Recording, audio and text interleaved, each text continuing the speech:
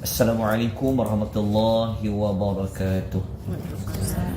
Pertama dan selama-lamanya kita mengucapkan berbanyak rasa syukur kita kepada Allah. Rasa syukur kita yang tak terhingga kepada Allah kerana pada pagi ini kita dapat meneruskan kembali pengajian tadabbur ringkas suratul Al-Fatihah yang kita jadualkan setiap Isnin jam 10.30 pagi. Jadi kita telah bercuti selama 2 Isnin, ya, Isnin lepas dan Isnin sebelum ni. Jadi walau apa pun kita bersyukur kepada Allah di atas pertemuan kita, yang mana kita pada pagi ni akan menerangkan lebih lanjut keterangan ayat yang kedua suratul Fatihah, iaitu ayat yang berbunyi a'udzubillahi minasyaitonirrajim alhamdulillahi rabbil alamin. So ada 4 kalimah, ada 4 patah perkataan. Alhamdu maksudnya segala puji. Okey, hamdu tu puji. Tapi apabila ada al, kita kata segala puji. So segala puji ni nak diberikan kepada siapa? Khusus untuk siapa? Ada kalimah lillah, bagi Allah.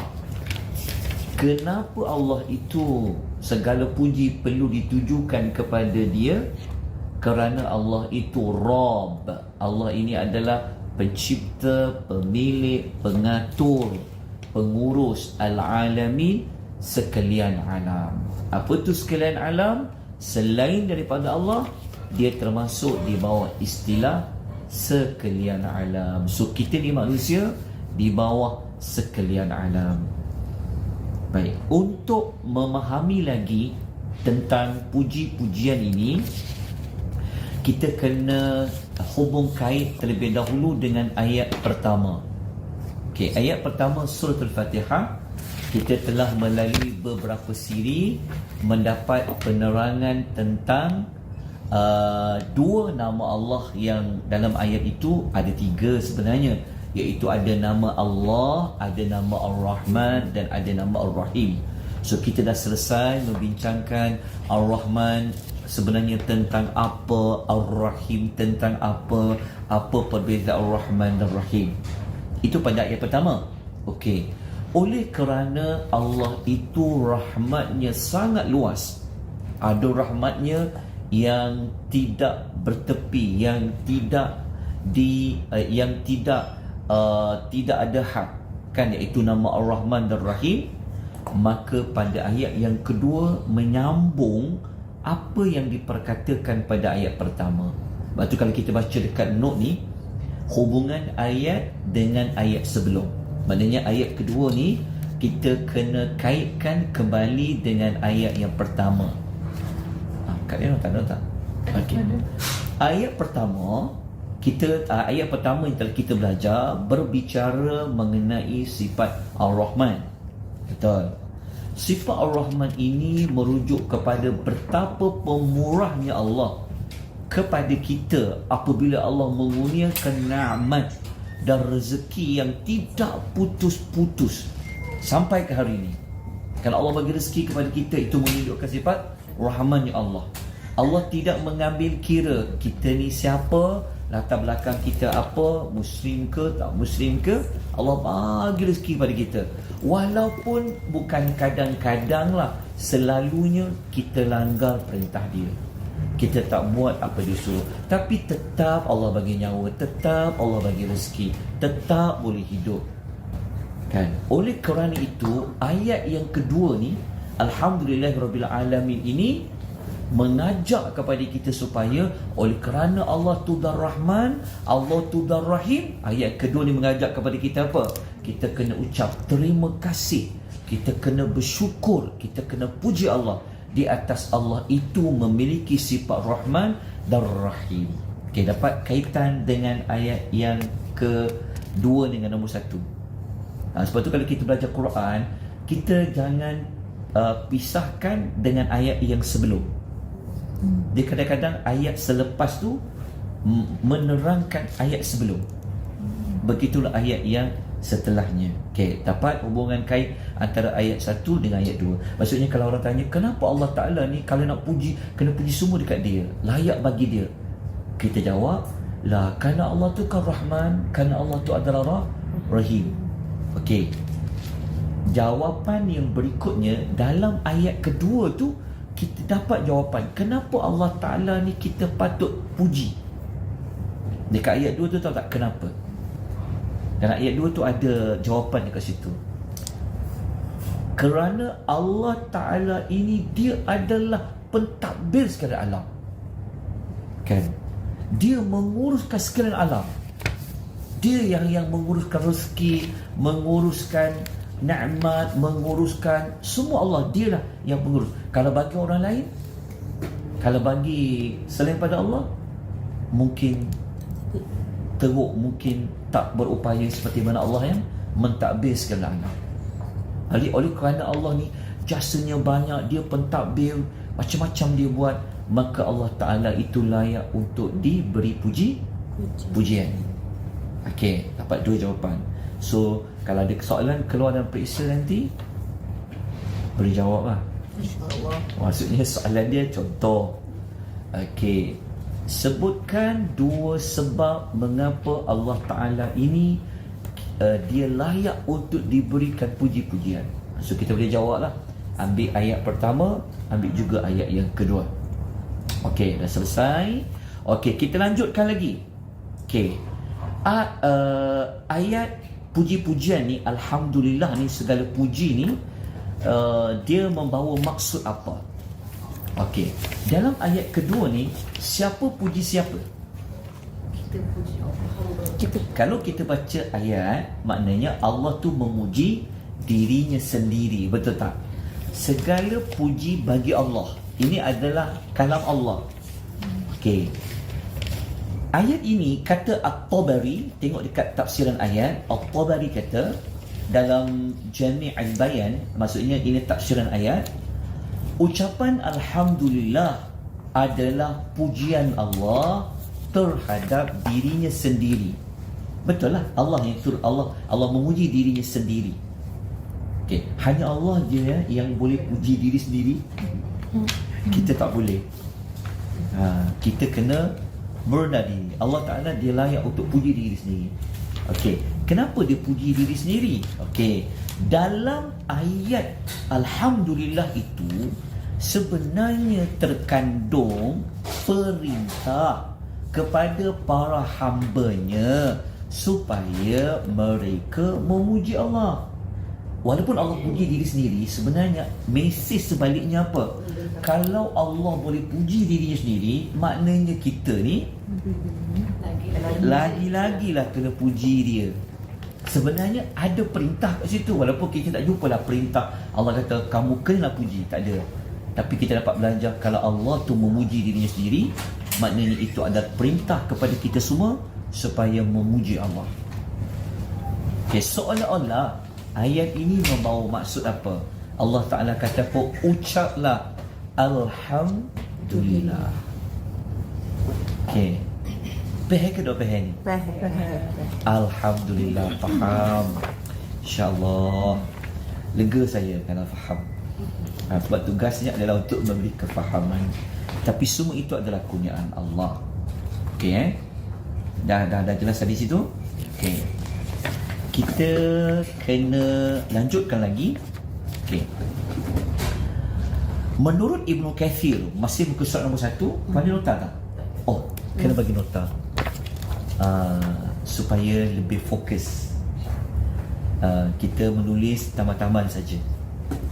Okey, okey, supaya nanti jelas dan boleh sampaikan kembali lah.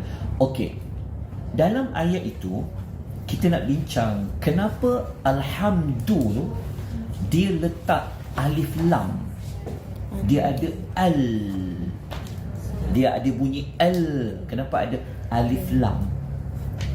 Okey, Alhamdulillah ni dia adalah kata nama tau. Dia adalah nouns.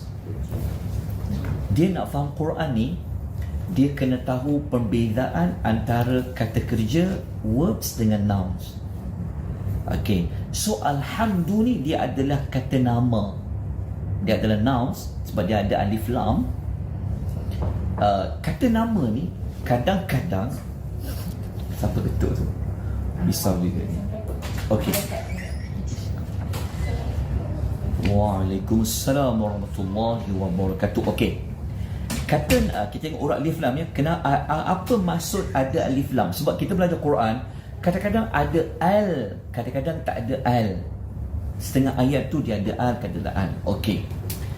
Huruf alif lam, tengok dekat tafsir Ibnu Katsir, dia kata menunjukkan bahawa segala jenis, segala bentuk pujian itu hanyalah untuk Allah semata-mata. Maksudnya al kat situ, kan kita terjemah kita terjemah segala. Okey, segala. Kalau tak ada al, contoh kalau ayat tu bunyi hamdulillah, hamdulillah, hamdu tu pujian. Kalau dia hamdulillah, pujian bagi Allah. Tapi kalau ada alhamdulillah, segala, dia ada perkataan segala tu diambil daripada wujudnya kalimah alif lam tu. Okey. So segala puji dan bentuk tu, pujian itu hanya untuk Allah. Maksudnya kalau kita nak senaraikan apa bentuk pujian, sebab orang takkan puji benda yang buruk, orang akan puji yang baik. Semua pujian itu sepatutnya layak dan sepatutnya ia diberikan kepada Allah. Tak. Kalau kita puji siapa? Contohnya kita puji siapa? Kita puji dia pandai, kita puji dia pemurah, kita puji dia baik. Siapa pun kita pujikan dengan makhluk, sebenarnya makhluk tu dia menggunakan apa yang Allah punya. Dan kita kata, oh dia tu pandai lah, kita puji dia pandai. Oh dia tu pemurah lah, kita puji dia pemurah. Sebenarnya pujian itu sebenarnya tak bakal kerikutkan, tak layak pun nak dibagi kepada manusia. Sebab yang bagi pandai itu Allah, yang bagi dia pemurah tu Allah. Kalau Allah tak bagi sesuatu untuk dia sumbang, dia tak boleh juga. Boleh faham maksud dia? Jadi segala. Lepas tu pula makna segala ni nanti kita akan kupas dengan lebih panjang. Okey. Ya, segala, perkataan segala. Okey. Assalamualaikum warahmatullahi wabarakatuh. Okey, segala. Okey, boleh faham tak kenyataan segala bentuk puji jenis hanya untuk Allah. Okey, tadi kita dah kupas. Kenapa Allah Ta'ala ni dia puji diri sendiri? Kita dah tahu. Kenapa Allah Ta'ala ni patut diberikan pujian pun kita dah tahu. Okey, sekarang kita kupas lagi muka surat nombor 2. Tengok muka surat nombor 2. Tengok muka surat nombor 2 dekat sini. Okey, huruf alif dan huruf lam dekat alhamdu tu digunakan untuk mencakupi semua jenis pujian. Dengan demikian, maka yang dimaksudkan dengan ungkapan segala puji di sini ialah semua jenis pujian lah. Baik pujian itu dilakukan oleh Allah, ataupun pujian itu ditujukan kepada diri sendiri, ataupun pujian yang ditujukan oleh hamba kepada Allah. Sama lah seperti saya sebut tadi itulah. Jadi kita permudahkan segala. Okey, segala puji. Okey. Segala puji tu Okey, so lepas ni kalau sebut Alhamdulillah, Alhamdulillah, Alhamdulillah, Alhamdulillah, emosi bab dapat, penghayatan dapat. Segala puji bagi Allah, segala puji bagi Allah tu kita dah dapat macam bayangkan. Nak kata Allah Ta'ala ni nak puji apa lagi ni? Semua apa yang kita puji baik, semua memang patut diberi pada Allah. Pada Allah. Tak patut pun kita bagi pada Manusia. makhluk. Okey, seolahnya kita kata Alhamdulillah, Alhamdulillah, Alhamdulillah, segala puji tu macam kalau kita nak senarai kau tu tak cukup getah lah. Yang baik, yang agung, yang hebat, yang sekian-sekian tu kita telah rangkumkan dia di bawah perkataan Alhamdulillah. Sebab Allah suka sangat orang yang puji dia. Boleh faham kan? Sebab kita lafazkan segala puji ni macam kita kata apa sajalah ya Allah yang layak diberikan pujian kepada engkau. Engkau memang patut dipuji ya Allah. Itulah segala puji. Okay. Okey ya. InsyaAllah nanti kita akan terangkan lagi dengan lebih lanjut supaya ingat lepas ni sampai mati. Okey. Mari kita lihat puji-pujian segala tu. Okey. Okey ya.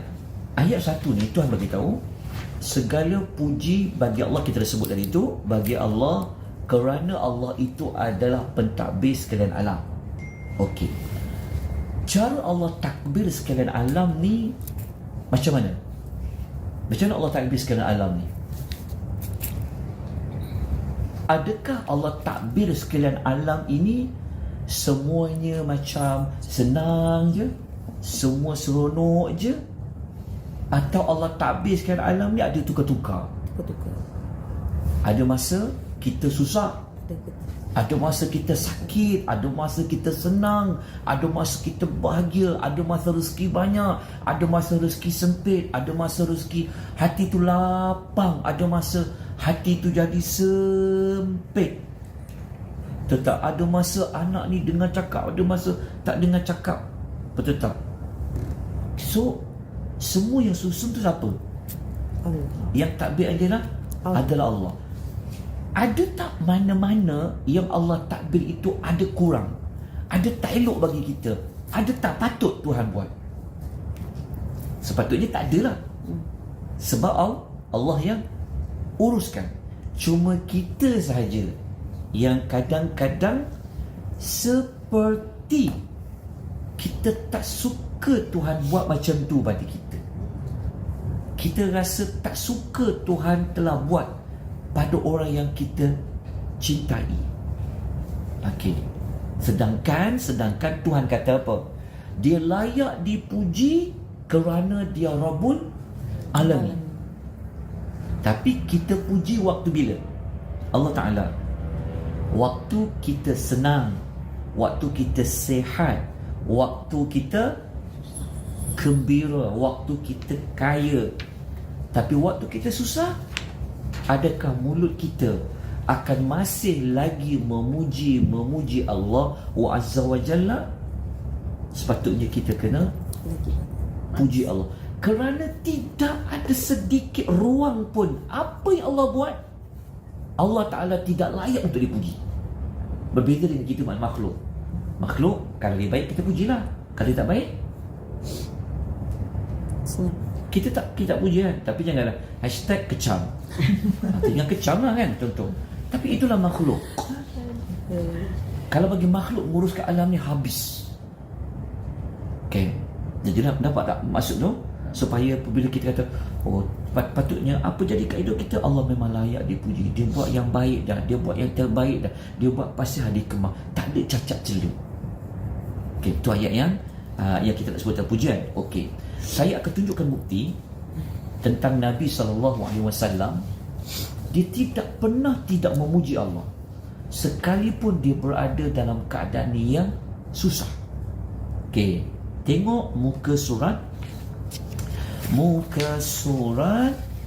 dalam nota ni, muka surat nombor 11. Muka surat nombor 11, nombor 9 tu. Kita masih membincangkan tentang puji-pujian. So kita nak mantapkan supaya lidah ni lepas ni lebih rajin untuk puji Tuhan. Kan? Kita rosak, alhamdulillah. Orang tanya sakit, kenapa tak gelar? Sakit, alhamdulillah aku sakit. Faham tak? Sakit apa? Sakit hati. Alhamdulillah. Kan? Alhamdulillah. Kerja kita alhamdulillah je. Kalau semua rakyat ni dia keluarkan #alhamdulillah aman. Tu datang dah. Alhamdulillah. Apa tu datang tu? Makanan. Alhamdulillah. Alhamdulillah. Syukur pada Allah. Okey.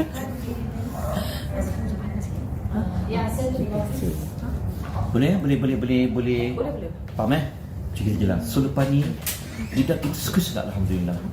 Apa pun jadi alhamdulillah. Alhamdulillah. So kita kena betulkan cara orang fikir. Tetap alhamdulillah. Kan? Apa lagi? Bagilah apa penyakit paling berat pun, Alhamdulillah.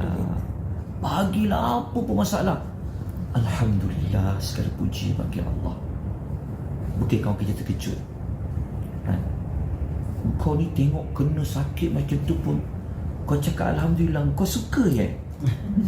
Baru dia ingat kita sebut Alhamdulillah ni waktu kita suka. Ini yang salah. Saya bukan suka Allah uji saya dengan musibah. Kalau boleh saya tak nak musibah tu kena pada saya. Level kita ni level yang kalau boleh musibah tu hilang lah. Kita belum sampai kepada level redha. Kita ni level kita punya peringkat, kita peringkat sabar. Sabar ni dia bawa sikit pada redha. Sabar ni dia dikaitkan dengan kalau boleh isu masalah tu hilang lah. Siapa sakit tak nak hilang tu? Siapa yang sedih dia tak nak hilang sedih? Semua orang, tapi dia kena sabar, dia sabar je. Sabar, bila nak hilang masalah tu dia ada harapan tu hilang. Tapi kalau level manusia hamba yang dia selalu dia dah jatuh cinta pada Tuhan ni, dia jatuh cinta pada takdir, dia serah pada tu. Dia rasa teronok. Dia rasa macam seronok sebab dia tahu yang aturkan dia tu adalah Allah. Okey, so kita nak dapat tahap tu belajar. Okey. Tengok buku surat nombor 11, perkara nombor 9 tu, bila di antara waktu kita kena sering kali ucap Alhamdulillah, Alhamdulillah, Alhamdulillah adalah dalam semua keadaan, senang atau susah. Semua kita kena ubah. Okey, saya tunjukkan macam mana Nabi SAW buat. Kata Aisyah radhiyallahu anha, dia kata, kana Rasulullah sallallahu alaihi wasallam idza ra'a ma yuhibbu. Sesungguhnya Rasulullah sallallahu alaihi wasallam apabila dia melihat sesuatu yang dia sukai, maka baginda akan membaca depan dia ada rangka apa? Alhamdulillah. Pada kita tambah lagi sikit, alladzi bi ni'matihi tatimmus salihatu. Nampak tak dia punya baris dia?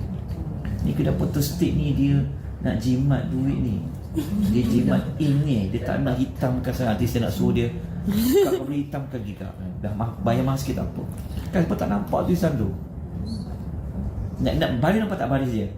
Alhamdulillahilladzi bi ni'matihi tatimmus salihat. Ini ucapan Nabi apabila dia dengar berita yang menyukai, dia nampak benda yang disukai yang berlaku kepada Nabi, dia ucap Alhamdulillah. Okey, apa maksud alladhi? Yang bi ni'matihi, yang nikmatnya tatimmus salihat, maka sempurnalah pelbagai kebaikan. Maksudnya kalau kita dapat kebaikan, dah dapat kebaikan, dah bagi lagi kebaikan, so nikmat kita makin sempurna, makin sempurna. So Nabi sebut alhamdulillahi bi ni'mati tatimmus salihat. So kita dalam keadaan yang sangat gembira. Contoh, kawan tanya, kau apa khabar? Kita dalam keadaan yang sangat gembira. Alhamdulillahilladzi bi ni'matihi tatimmus salihat. Kawan kita kata, panjangnya aku ucap alhamdulillah. Kita kata itu yang Nabi lah lakukan. Okey, so kita buat stiker ni, alladzi bi ni'matihi tatimmus salihat ni. Okey. Namun kalau sebaliknya pula, wa idza ra'a ma yakrahu, dan apabila baginda sallallahu alaihi wasallam dia melihat sesuatu yang tak disukai, maka baginda akan cakap apa? Alhamdulillah juga. Cuma ayat yang belakang tu ada perubahan. Nabi kata apa? Alhamdulillah ala kulli halin. Alhamdulillah, segala puji bagi Allah, ala, di atas, kulli, setiap hal, keadaan. Hal ni keadaan. Kita dapat tahu apa halnya, apa keadaannya. Kenapa? Cuba kita hayati, kenapa Nabi ni apabila dia tengok benda yang tidak elok, apabila berlaku benda yang sulit, benda yang tidak disukai, Nabi tetap puji Allah. Tapi Nabi kata Allah Ta'ala ni segala puji bagi Allah dalam semua keadaan. Kenapa Nabi memuji? masih lagi memuji Allah dalam perkara-perkara yang Nabi lihat, yang Nabi tidak sukai berlaku. Kerana Nabi manusia yang paling kenal Allah. Ayat 2 tadi dah bagi jawapan dah. Yang mentadbirkan alam ni adalah Allah. Yang telah menjalankan takdir kita Allah. Kan? Yang menentukan sihat kita bila, sakit kita bila, lapang kita bila, gembira kita bila, jawapannya adalah Allah. Jadi kalau berlaku apa pun, alhamdulillah. Cuma beza kalau buruk, kita kata alhamdulillahi ala kulli hal. Kalau benda baik, alhamdulillah alladhi bi ni'matihi tatimmu shalihat. Saya so depan ni rajin-rajinkan mengucap alhamdulillah dalam semua situasi. Jadi kalau kita kena ubah cara masyarakat berfikir, dia ingat alhamdulillah ni pada waktu yang menggembirakan saja. Sepatutnya tidak. Kan? Faham eh? Kita rosak. Alhamdulillahi ala kulli hal. Faham tak? Dia belajar Fatihah. Hanya kepada engkau aku minta pertolongan. Okey, cari Allah dulu. Ya Allah, engkau uji aku apa pagi ni ya Allah. Baru nak pergi kelas ni, dah sebulan tak datang kelas, rosak pula kereta. Minta pada Allah. Betul tak? Lepas tu baru cari usaha. Nak minta tolong siapa yang pandai ni ya? Siapa macam tu. Sebab itu ada pada suratul Fatihah. So kita tenang, Allah buat alhamdulillah ala kulli hal. Dan kita dah usaha, betul tak? Jaga angin dia. Tapi kalau Allah nak jadikan juga, alhamdulillah ala kulli hal. Okey. Kenapa kita kata puji Allah setiap waktu, setiap keadaan? Kerana Allah tu Rabbul Alamin, kerana dia tu Rahman, kerana dia tu Rahim. Betul tak? Ambil balik suratul Fatihah. Kalau kita kupas Ar-Rahman Rahim, kita dah kupas dulu ni, itu pun dah cukup dah. Kenapa kita tak puji Allah? Kenapa aku tak patut puji Tuhan? Macam-macam Tuhan bagi dekat saya, macam-macam Tuhan dah buat dekat saya. Tambah pula saya ni lawan Tuhan, tak buat Tuhan suruh, tapi tetap bagi saya hidup, tetap bagi saya makan. Sepatutnya saya kena berterima kasih, betul tak? Pada Allah Subhanahu wa taala. Hadis riwayat Ibnu Majah, hadis sahih. Okey, dah bertambah jelas? Ya. Okey. Saya nak jelaskan lagi. Tengok muka surat nombor 6. Cuba tengok nota muka surat nombor 6, perkara yang kedua tu. Okey, kita nak tunjukkan bukti lagi bahawasanya ucapan alhamdulillah ini perlu diulang-ulangi dalam setiap keadaan. Yang Nabi sebut tadi umum kan, benda tak bila disukai. Okey, kalau musibah macam mana? Alhamdulillah kulli hal. Alhamdulillah kita banyak. Alhamdulillah. Walaupun berlaku ke diri kita, kalau berlaku dekat orang lain, ada ucap alhamdulillah juga. Nanti kita akan ada. Cuma kena tengok orang tu faham tak faham. Okey. Tanya, mana kau ajar? Lama ajar tak jumpa ajar. Taklah, bisnes saya ni berlaku kerugian lah. Saya tak tenang hati ni. Kita kata alhamdulillah. Sudah. Kena marah. Faham kan? Dia kecil hati pula. Tambah lagi satu sakit. Dia tak faham. Kita puji Allah tu. Kerana kita akan tengok, iya ke kalau orang kena musibah kita kena puji Tuhan? Nanti kita akan sebut. Jadi kita kata dah, apa pun keadaan, pada kita ke pada orang lain kata alhamdulillah. Okey, kita akan perincikan lagi. Okey, cuba tengok muka surat nombor 6, perkara kedua tu. Tajuk ni nanti kita akan cerita kelebihan ucap alhamdulillah lah. Okey, ini kisah benar yang berlaku kepada seorang lelaki yang dia telah kematian buah hatinya, iaitu anaknya. Tapi apa reaksi orang ini setelah kematian anaknya? Nabi SAW sebut dalam hadis ni hadis Hasan, status dia riwayat At-Tirmizi.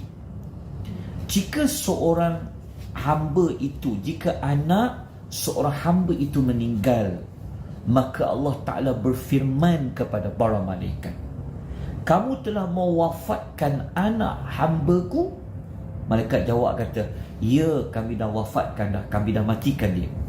Allah Ta'ala tanya lagi, kamu telah mewafatkan buah hati hamba-hambaku? Maka para malaikat berkata, muka surat nombor 7 ya, atas sekali tu. Penduduk pukul 6 aja. Alhamdulillah. Saya Alhamdulillah je. Apa nak murid puasa Alhamdulillah. Kan? Syukur kepada Allah. Okay, pukul nombor 7. Nombor 7. Alhamdulillah, tenang hati. Alhamdulillah ni kalimah paling powerful ya. Boleh menyelesaikan semua masalah. Ya. Selesai.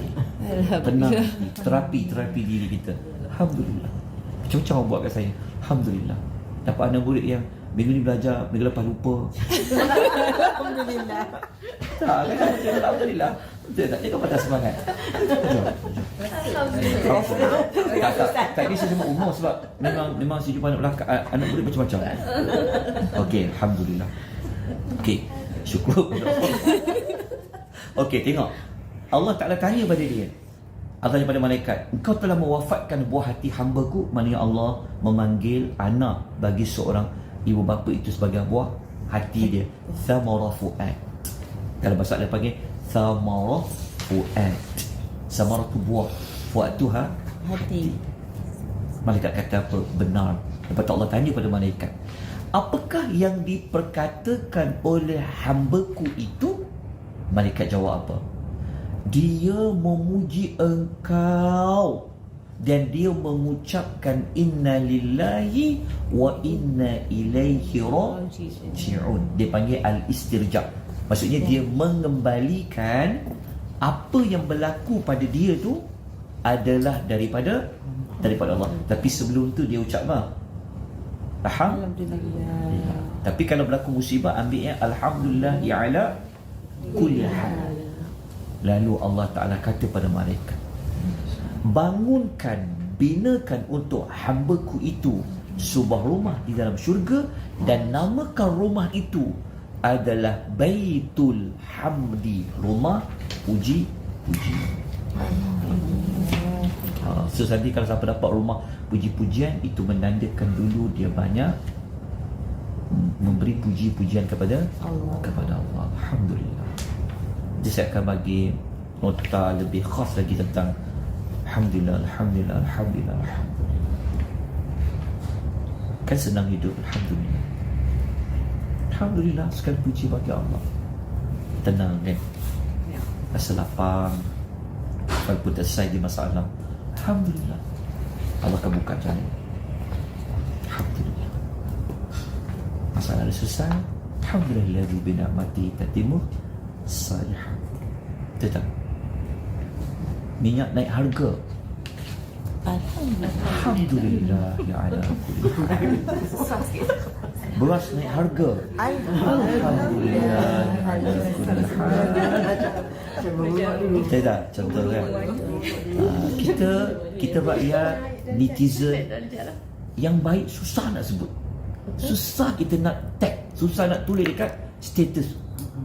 Yang buruk je suka disebutkan, diwar-warkan. Itu pun satu masalah. Betul tak? Kalau yang harga naik, barang naik, subsidi tak dapat, senang je kita kata. Tapi kalau ketika dapat bantuan, dapat apa, susah untuk tulis terima kasih pemerintah. Kecil-kecil betul, tapi kena ubahlah. Pergi tulis harga minyak naik contoh, diberitakan bahawa subsidi minyak telah ditarik, kita buat hashtag Alhamdulillah ya ala kulli hal. Kita tengok orang komen apa. Jahanam. Orang pergi ni. Kau kerjaan Kerjaan ke? Ni mesti orang pergi kan. Ni mesti sepatutnya kita Alhamdulillah. Kita tak minta, kita nak benda senang. Kita orang dah usaha dah sekian-sekian, tak dapat juga, Alhamdulillah. Bukan suruh kita tak bercakap, bukan suruh kita tak berusaha. Tak usaha lah, Alhamdulillah, selesai. Kita duk fikir je masalah, duk fikir. Okay, selesai Boleh faham tadi? Jadi kalau kena musibah, hadis ini dijadikan sebagai kayu pengukur. Kalau kena apa pun musibah, Alhamdulillah dulu. Alhamdulillah ya ala kulli hal. Lepas tu ucap inna lillahi wa inna ilaihi raji'un. Lepas tu sebut apa?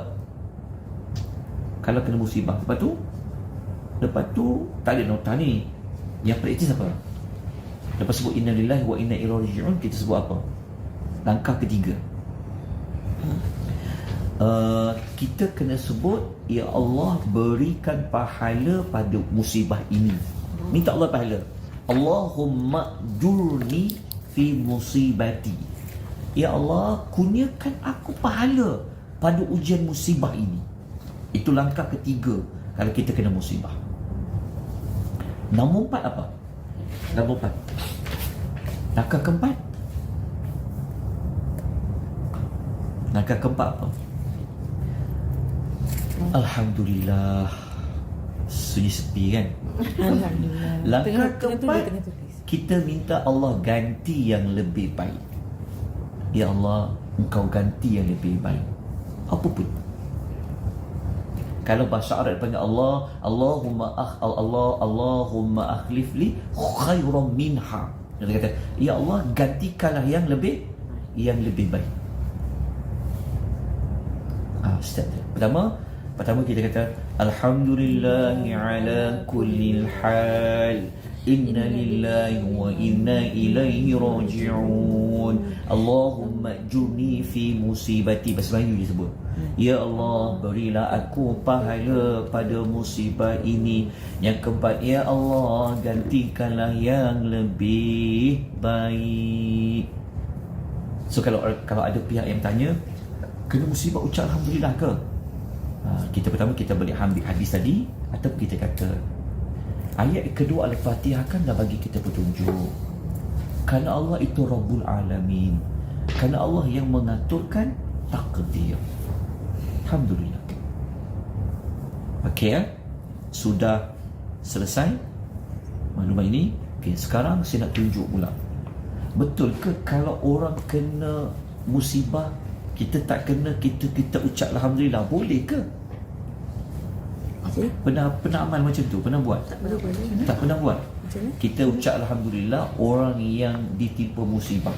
Kita tak kena, tapi orang lain kena. Tak pernah. Asal ni kita innalillah je.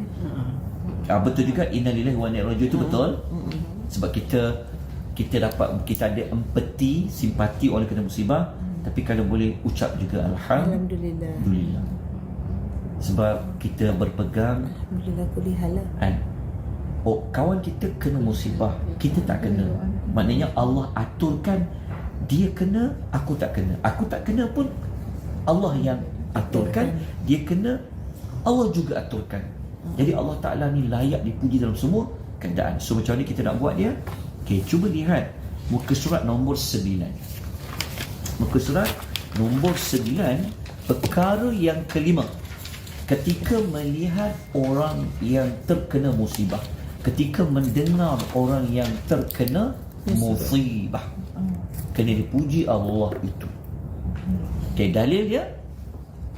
Okay, Nabi SAW bersabda, "Man ra'a sahibal bala'i."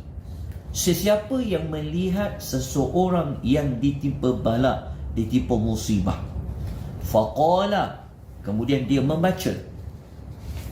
Ni tolong gariskan bacaannya. Dekat mana bacaan dia?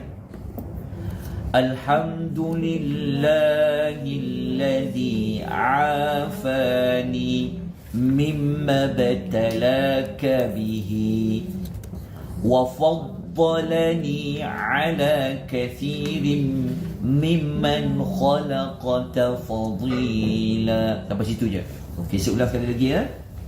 Ucapan alhamdulillah yang perlu kita baca. Alhamdulillahilladzi afani mimma batalaka bihi wa faddalani ala kathirin mimman khalaqa tafdila. Tapi dah baca sebelah lagu pun. Ini saya terangkan. Alhamdulillah. Okay. Kat situ baca apa kelebihan dia? Illa ufiya min dhalikal bala. Okay, kita tengok terjemahan ya. Siapa yang membaca doa tadi tu, segala puji bagi Allah yang telah menyelamatkan aku daripada musibah yang dia timpakan kepadamu dan telah mengutamakan aku dengan kurniaannya daripada kebanyakan makhluknya, nescaya dia tidak ditimpa musibah tersebut. Faham kan? Kita ucap Alhamdulillah pertama, kerana kita meyakini ini semua telah diatur oleh Allah. Tapi dalam masa yang sama kita memuji Allah kerana Allah menyelamatkan kita tidak seperti rakan kita itu. Tapi untuk elok supaya kalau orang kalau dia tak faham, janganlah kita beritahu dekat dia secara terbuka. Kita baca dalam hati ke, atau kita baca tersorok ke, faham kan? Supaya takut masyarakat dia tak faham, takut masyarakat dia tak salah faham. Betul. Ya, ataupun kita ajar kat dia, awak kena musibah jangan lupa ucap Alhamdulillah, macam hadis yang lelaki yang dimatikan anaknya. Kita tanya kenapa, kita terangkan dia satu persatu, ya, supaya hati dia dapat Tenang. Ialah dia apabila dia faham, dia akan kata kalau Allah yang dah aturkan mesti tak ada cacat cela, mesti tak ada kekurangan. Tapi kalau kita cakap pada makhluk, kalau kita kata makhluk, tu yang kita akan cari kesalahan dan sebagainya. Sebab itu bila berlaku musibah, kita tak boleh kata lau, kita boleh kata jikalau. Secara yakin kita, kalaulah aku tak pergilah tempat tu, nescaya tak jadi. Boleh, ini Nabi larang. Kita boleh bincang postmortem, bolehlah. Kalau kita bincang postmortem, antara sebab yang menyebabkan berlaku kemalangan itu, kita kata kerana saya memang bawa laju masa tu, contoh. Tapi kalau kita kata seolah-olah kerana bawa laju itu, itulah penyebab dan yakin itulah, ini jadi salah. Nabi larang kalau kita mengucapkan kalaulah aku tak bawa laju hari itu, tentu tak insiden. Ini tak boleh. Semua tak boleh. Tapi kalau kita senaraikan antara punca-puncanya tak apa. Sebab kemungkinan bukan buat laju, ramai yang buat laju tak insiden. Dia tak, lepas tu tak boleh. Nabi kata kalau dia mula cakap macam tu, syaitan akan mula masuk pada dia. Syaitan akan bagi dia waswas. Sebab kita tak tahu sebab apa. Jadi cuma Nabi ajar kita satu ucapan, qaddarallah ma syaa fa'al. Nanti saya tulis dia punya maklumat tu. Kita kata apa? Sudah takdir Allah, apa yang Allah nak buat, apa yang dia kendaki, dia buat. Itu saja. Kita ucapan kita paling halus, kita kata apa? Sudah takdir Allah kejadian itu. Tapi kita tak boleh sebut secara jazam, secara yakin, kerana sebab itu. Kalau tu tinggalkan. Allah ya, jangan. Okey. Kita selesai secara ringkas ucapan Alhamdulillah tu. Okey, sekarang mari saya terangkan lagi tentang ucapan Alhamdulillah ni secara khusus dia membawa makna apa. Okey, tengok muka surat nombor 2. Tengok muka surat nombor 2.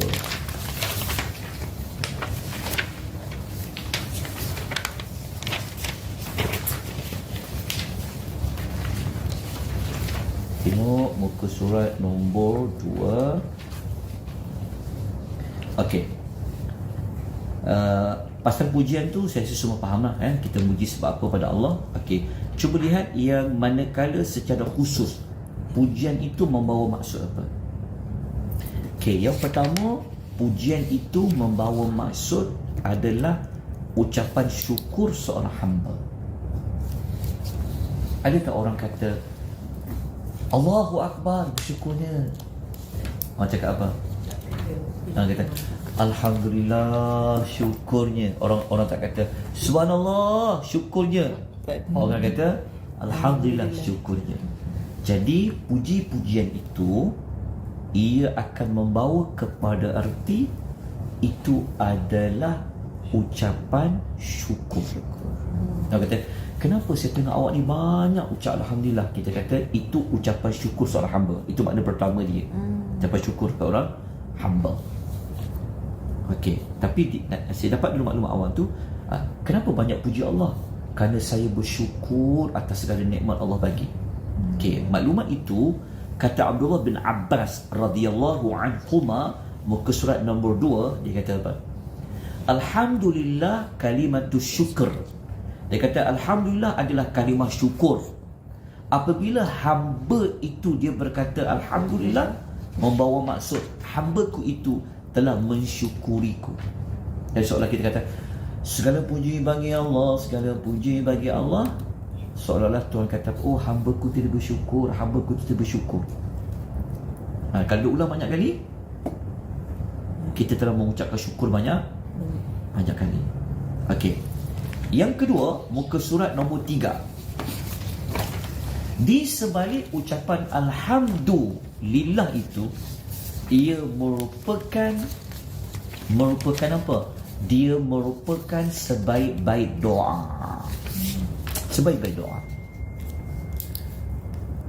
Nabi sebut dalam hadis dia, muka surat nombor 3, hadis riwayat Al-Imam Tirmizi, Al-afdalu dzikr la ilaha illallah. Sebaik-baik zikir kamu mengucapkan la ilaha illallah. Wa afdalu du'ai alhamdulillah. Dan sebaik-baik doa ialah ucapan alhamdulillah. Kalau tanya doa apa yang paling terbaik, kita kata apa? Doa alhamdulillah. Doa alhamdulillah. Kita pening kan? Hadis ni kata sebaik-baik permohonan, sebaik-baik doa adalah ucapan alhamdulillah. Sebab apa? Kenapa Nabi kata sebaik-baik doa adalah alhamdulillah? Adalah ucapan alhamdulillah.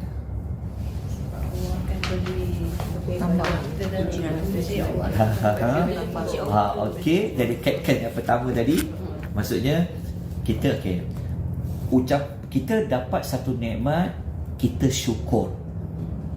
Betul tak? Tapi kita pun ucap alhamdulillah. So, apabila kita bersyukur, Allah akan tambah lagi nikmat. Ucap lagi, tambah lagi. Alhamdulillah.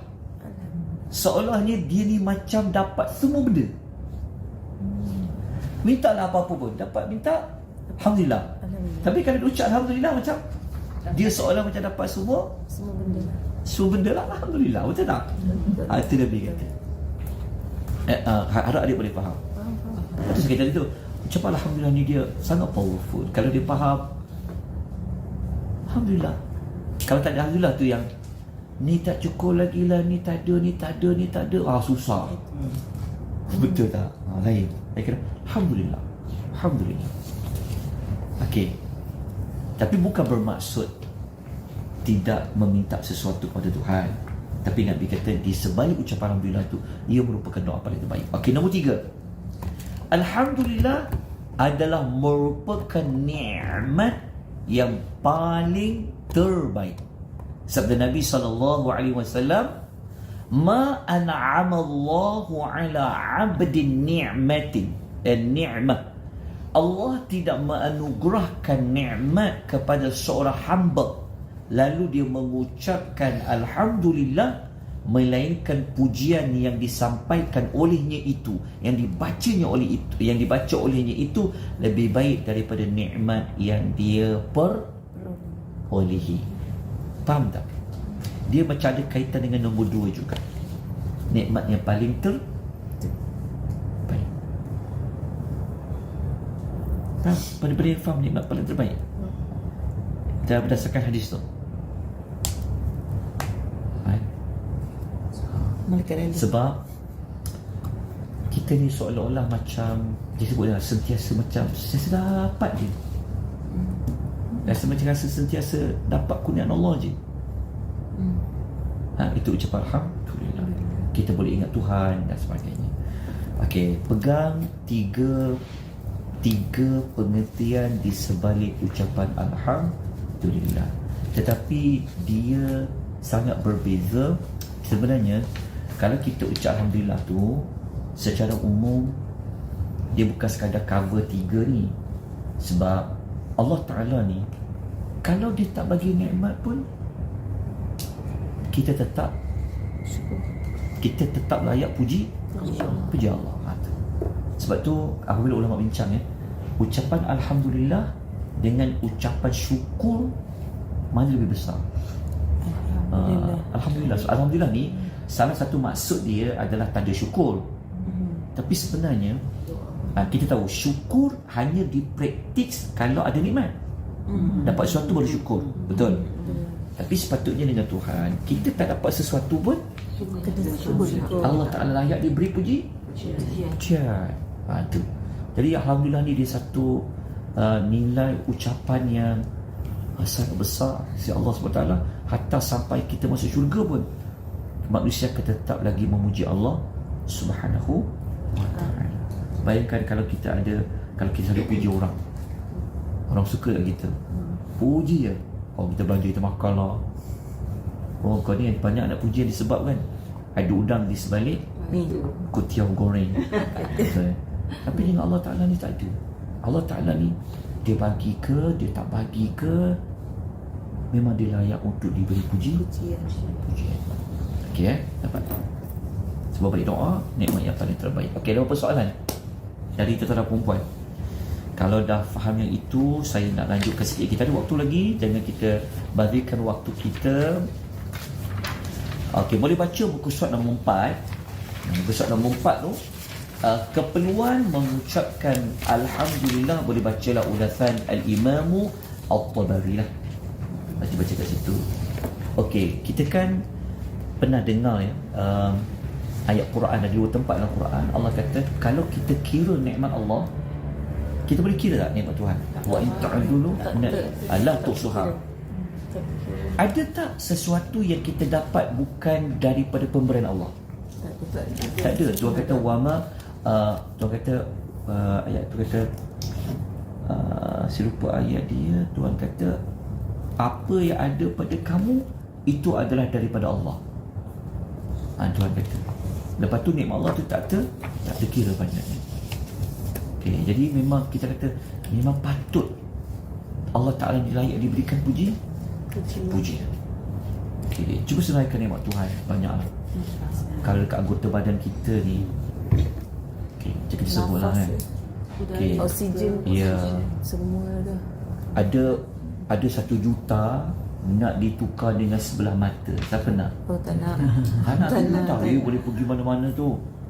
Okey lah, 1 bilion ditukar dengan lidah. Siapa boleh potong lidah dia, kita beri dia 1 bilion. Tak nak. Lidah saja kita boleh rasa macam-macam kan. 3 rasa. Masam manis. Sekali kita demam je, lidah tak rasa apa dah. Betul tak? Macam kita kena COVID, kena COVID saya dia tahu kot, dia tak rasa apa dah. Hidung kita ni, kalau sampai dia hilang bau, kita rasa hilang nikmat.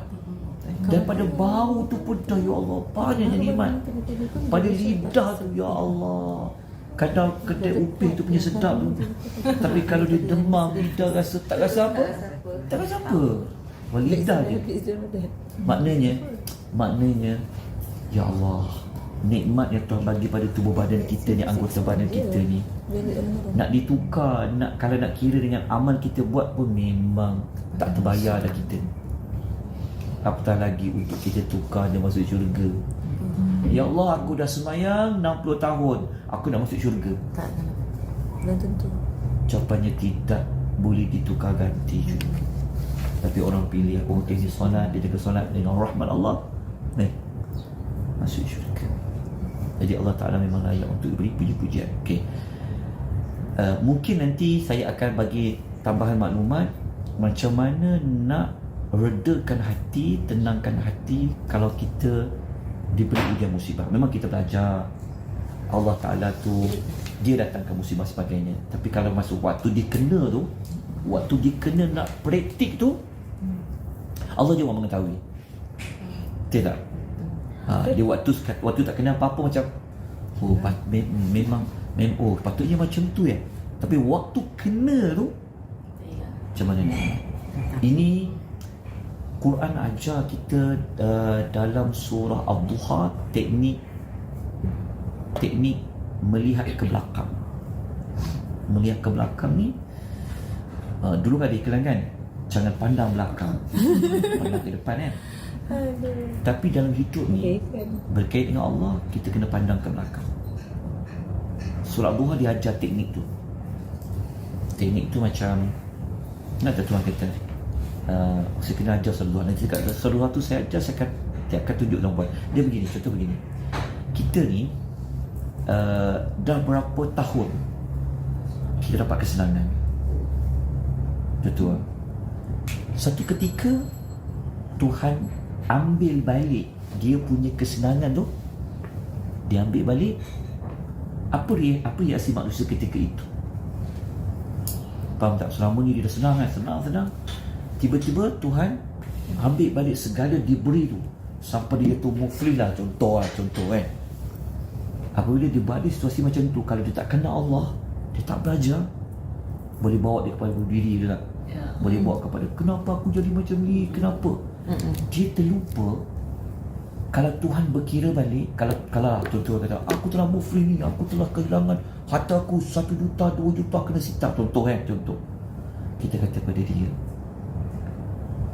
berapa lama engkau boleh kulu kiri kau makan rezeki Tuhan? Lebih tak 100 juta. Banyak. Itu dipanggil teknik surah Ad-Duha. Kalau kena pada kita ingat balik. Lah, baru hari ni je aku kena, baru setahun je aku kena, tapi aku dah sihat pula. Aku sihat. Tuan tak pernah kira. Ini kita baru belanja 30,000, 40,000 untuk ubat sakit pun kita dah macam. Nampak tak? Dia tak imbau balik ke belakang. Dia tak imbau balik waktu dia. Itu teknik, salah satu teknik dalam surah Ad-Duha.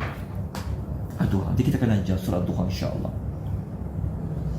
Dia macam kita kena macam fikir yang sebelumnya berlaku. Boleh faham maksud saya? Kalau Tuhan ambil kira kat kita lah kan. Contohlah kita jatuh sakit, kena kanser, berubat, berpuluh-puluh ribu orang belanja, betul tak? Bayangkan daripada muda simpan duit tiba-tiba umur dah naik meningkat, kena pula kanser. Contoh, duit belanja habis. Kalau kita tak bantu dia untuk dia terapi diri dia, kita takut nanti dia akan dalam keadaan dia menyalahkan tu Tuhan. Habis duit aku belanja. Dia terlupa untuk dia cuba dia patah balik ke belakang. Waktu kau sihat tu berbanyak ya. Kalau kau kira sihat kau dan sihat kau dengan wang yang kau gunakan untuk ubat, Tak terkira banyak, betul tak? Kalau 30 tahun, 40 tahun, kalau Tuhan claim balik kesihatan tu, mampu tak nak bayar? Saya tak seorang pun mampu akan bayar.